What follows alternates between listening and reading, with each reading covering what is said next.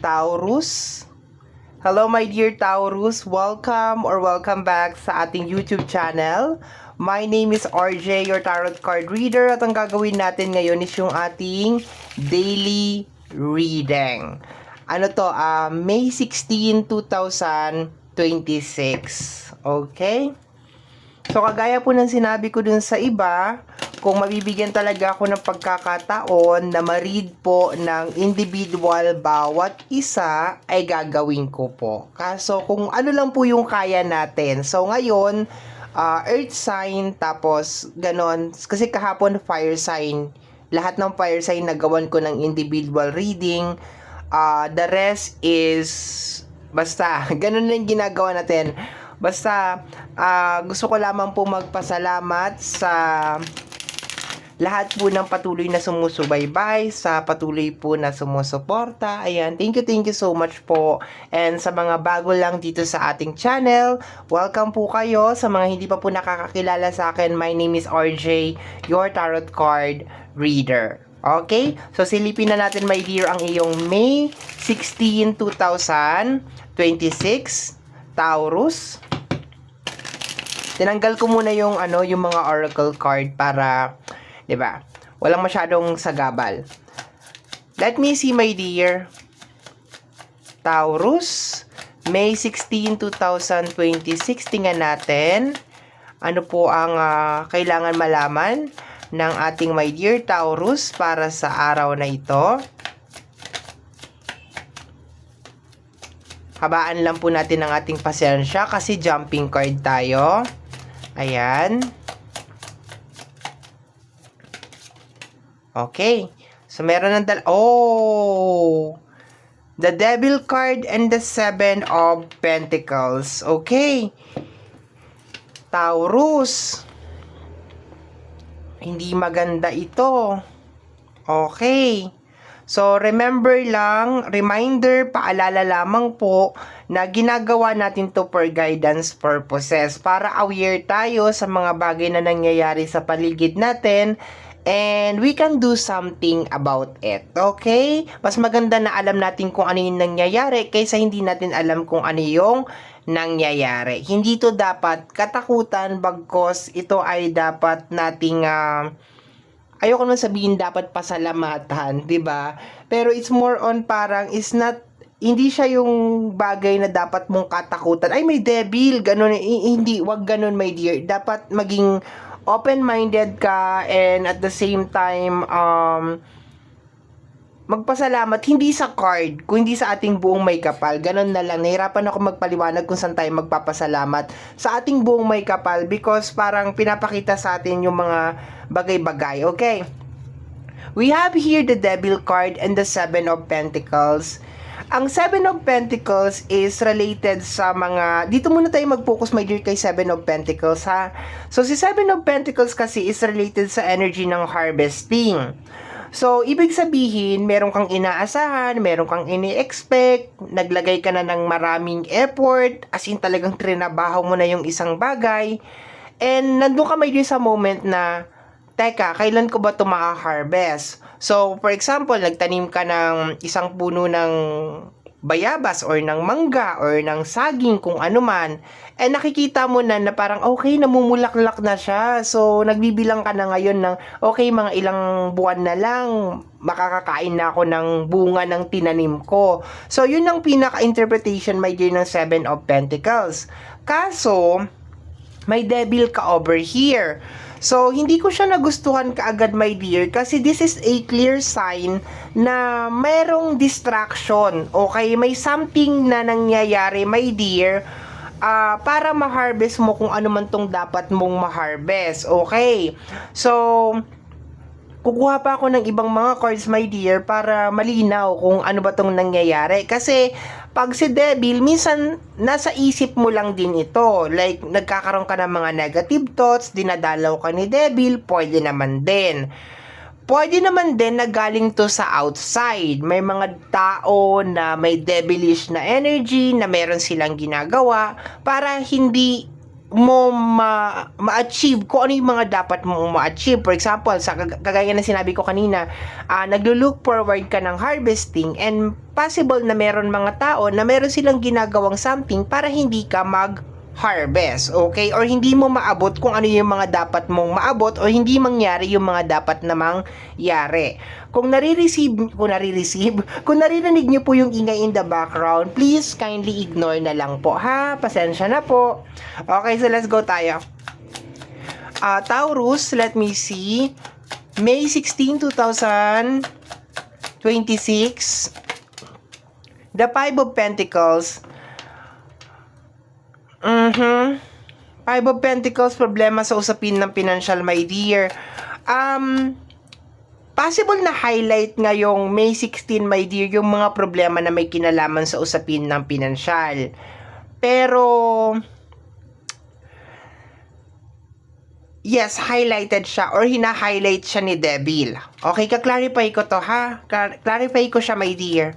Okay, nagdadahan-dahan ako magpaliwanag kasi ayoko maging toxic yung reading natin.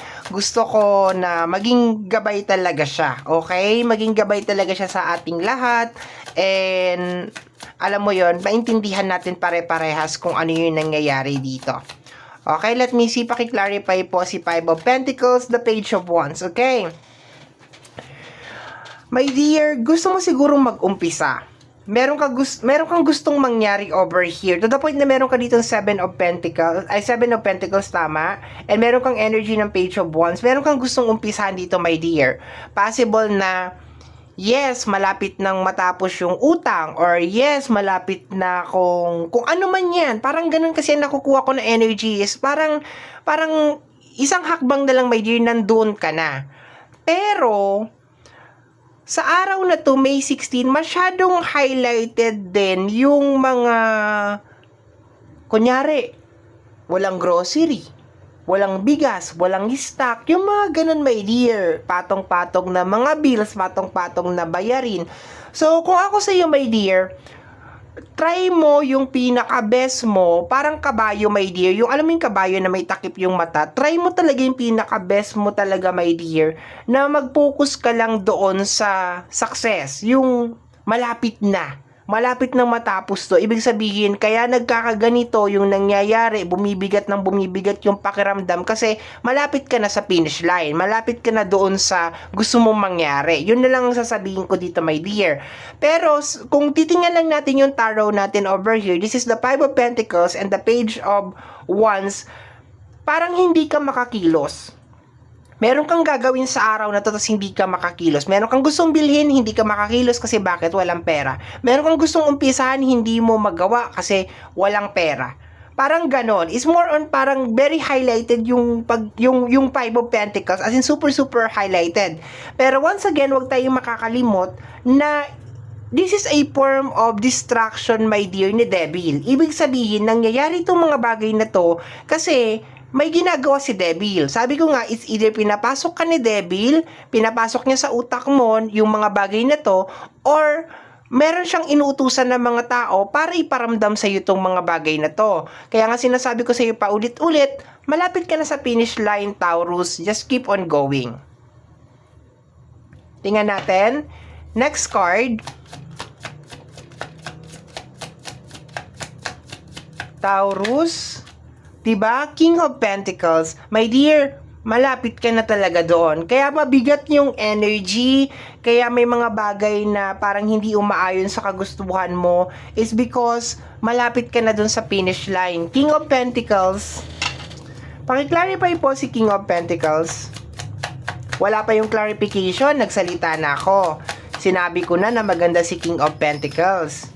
Sinabi ko na malapit ka na sa finish line. Wala pang clarification kasi nararamdaman ko talaga, my dear, na this is just a form of distraction para sa'yo. Okay? We have here the energy of the Emperor. Diba? Sabi ko sa'yo, my dear, pag ito talaga si Devil lumalabas, wala talaga tong magandang ginagawa sa buhay niya. No? Lahat ng pangit ipapakita sa'yo ni Devil, my dear. Kahit na malapit ka na sa finish line, kahit okay ka naman, papakita niya talaga sa iyo lahat ng pangit, my dear. Bumubulong-bulong to, my dear, May 16. Bumubulong-bulong si Devil, my dear, okay? Or baka nakikita din ng mga mata mo na, teka, parang hindi yata tumutugma. My dear, basta magkaroon ka lang ng tiwala sa ating buong may kapal, ha? Yun lang ang sasabihin ko sa iyo. Magtiwala ka, my dear, sa ating buong may kapal. Manalig ka talaga sa kanya. And makiusap ka, my dear, sa ating buong may kapal na ilayo sa iyo to si Devil. Sa abot ng makakaya, dalhin siya dun sa planetang pinakamalayo, sa Pluto or sa Neptune, sa Saturn, dalhin siya doon, okay? Kasi hindi mo naman talaga siya kailangan, okay? So, yun lang, my dear, ha? Mga negative na energy highlighted ngayong May 16. Meron pa tayong dalawang card. Taurus, May 16, 2026. Lagi ko pong dasal at dalangin sa ating buong may kapal na ang mga reading na ginagawa ko ay nakakatulong po sa ating lahat. Maraming salamat po sa walang sawang suporta na pinapakita niyo po sa akin at sa ating channel. Maraming salamat din po sa mga bagong subscribers natin. I hope and pray, my dear, na nakakatulong po ako. My dear, malapit ka na sa finish line. That is the Ten of Swords. And this is also a confirmation, my dear. Kinonfirm ng card na to na meron talagang mga tao na ginagawa nila lahat ng makakaya nila para hindi mo maabot ang finish line.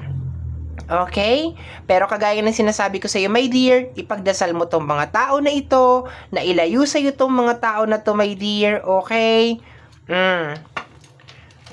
Pero malapit ka na dyan, my dear. Malapit ka na sa finish line. Malapit na matapos yung mga problema mo, my dear. Okay? Dinidistract ka lang, ginugulo ka lang, ha? Okay. Paki-clarify po ang ating 10 of, di ba? King of Wands, ang tataas, my dear, ng cards mo. Sa energy ng King of Wands, kung ano yung manifestation mo, kung ano talaga yung nakaplano sa utak mo na gusto mo mangyari, success, pagiging King of Pentacles, stable na energy, may kinalaman sa usapin ng pinansyal, mangyayari siya, my dear. And ulitin ko yung sinabi ko kanina, my dear Taurus, kaya ito nangyayari kasi malapit ka na sa finish line. So, sa mga araw na to, konting ulit lang, highlighted lahat ng mga negative. Walang suka, walang toyo, walang bigas, walang pera, super highlighted. And at the same time, meron din mga energy sa labas ng iyong area of responsibility, okay? Sasabihin ko na, total nandito ka na rin naman, yung mga mangkukulam, mga nag-evil eye, mga taong may galit sa'yo, aatake yan sila ngayong araw na to, my dear. Okay? Kasi pati sila, alam nila na malapit ka na sa finish line. Malapit ka na dun sa goal mo. Kaya, isasagad na rin nila, my dear, yung kanilang kademonyuhan para i-distract ka. Pero once again, ang tanging magiging kakampi mo dito, my dear Taurus, is prayer. Ito yung tanging paraan, my dear, na manghingi ka talaga ng lakas ng loob sa ating buong may kapal, talagang humingi ka ng protection sa kanya, my dear, na hindi ka maapektuhan ng kahit anong mga negative at i-guide ka lang talaga, ipakita sa iyo yung light na mag-continue ka doon sa iyong goal, sa iyong gustong mangyari. Okay? Bottom deck of the card is the energy of the Six of Wands. My dear, fabricated yung reading, no? Super fabricated. Scripted yung reading. The Six of Wands. This is energy of success. Congratulations, my dear Taurus. Stay strong, my dear. Stay strong. Lumaban ka. Panga sa panga, pangil sa pangil, ngipin sa ngipin, lumaban ka, my dear. Okay? So, my dear, yan ang nasagap natin na energy para sa yung May 16, 2026. I love you so much. Maraming salamat po. Bye-bye!